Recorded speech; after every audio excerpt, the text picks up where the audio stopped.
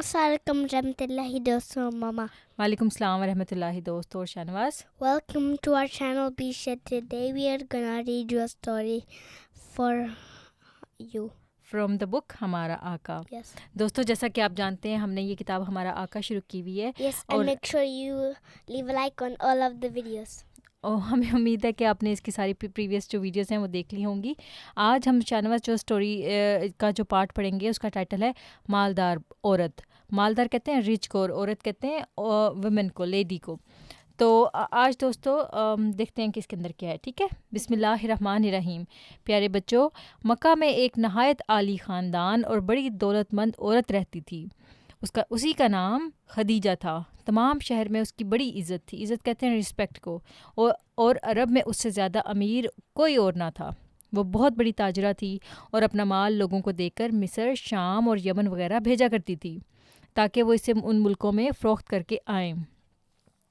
خدیجہ نے جب تجارت میں نوجوان محمد صلی اللہ علیہ وسلم کی مہارت, معاملہ میں دیانتداری اور کاروبار میں خوش اسلوبی کی تعریف سنی تو ان کو بلایا اور کہا کہ میں چاہتی ہوں کہ آپ میرا مال لے کر تجارت کے لیے شام جائیں.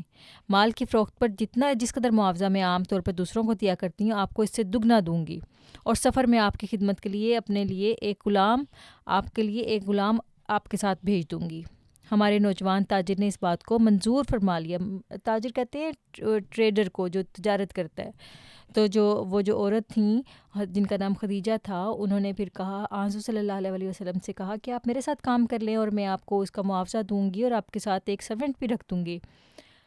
تو ہمارے نوجوان تاجر نے اس بات کو منظور فرما لیا اور میسرہ نام ایک غلام کے ساتھ مال تجارت لے کر شام کو روانہ ہو گیا. جب محمد صلی اللہ علیہ وسلم بصرہ پہنچے تو جو عرب کے شمال اور شام کے جنوب میں ایک شہر ہے, تو سارا مال بہت جلدی وہیں فروخت ہو گیا اور فروخت بھی ہوا بڑے نفع سے. اب آپ کو آگے جانے کی کیا ضرورت تھی, لہٰذا وہیں سے واپس لوٹ آئے.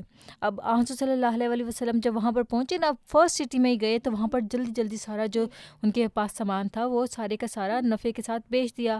تو حضور صلی اللہ علیہ وسلم نے سوچا کہ اب میں آگے کیا کرنا جا کر, تو وہیں سے واپس لوٹ آئے اور پائی کا حساب حضرت خدیجہ کو سمجھایا اور اپنا معاوضہ لے کر گھر چلے گئے. میسرہ غلام سے خدیجہ نے پوچھا, کہو سفر میں کیسی گزری اور تیرے ساتھ ہاشمی نوجوان کا سلوک کیسا رہا؟ غلام نے جواب دیا, میری مالکہ یہ تو بڑا ہی عجیب و غریب انسان ثابت ہوا.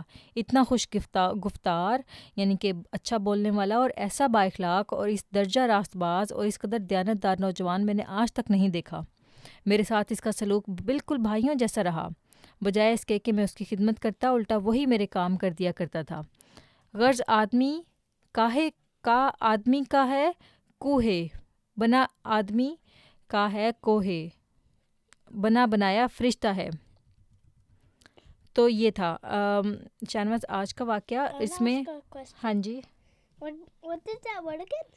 وہ ماما کو بھی تھوڑا سا ڈیفیکلٹ لگا ہے. وہ لکھا ہوا ہے غرض آدمی کاہے کوہے.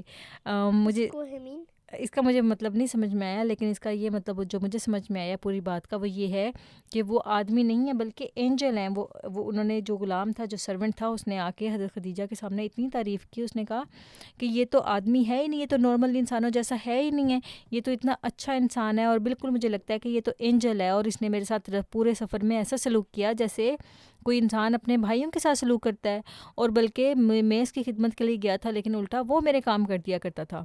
تو حضرت خدیجہ جو تھیں اس کی باتیں سن کر بڑی حیران ہوئیں. دوستوں ہم اس سٹوری کو آگے کنٹینیو کریں گے آنے والی ویڈیوز میں. آج کے لیے اتنا ہی کافی ہے. ٹھیک ہے شہنواز, چلیے ہم اب درود شریف پڑھتے ہیں اور اس ویڈیو کو یہاں پہ ختم کرتے ہیں. ٹھیک ہے, چلیں سنائیں. اللہم صلی علی محمد وعلی آل محمد کما صلیت علی ابراہیم وعلی آل ابراہیم انک حمید مجید. اللہم بارک علی محمد محمد وعلی آل محمد کما صلیت کما بارکتا علی ابراہیم وعلی آل ابراہیم انک حمید مجید. Can I tell my joke? نہیں, اوکے دوستو, پھر اللہ حافظ. ہم انشاءاللہ پھر حاضر ہوں گے ایک اور ویڈیو کے ساتھ. تب تک کے لیے اللہ حافظ. Don't forget to subscribe our channel. Joke?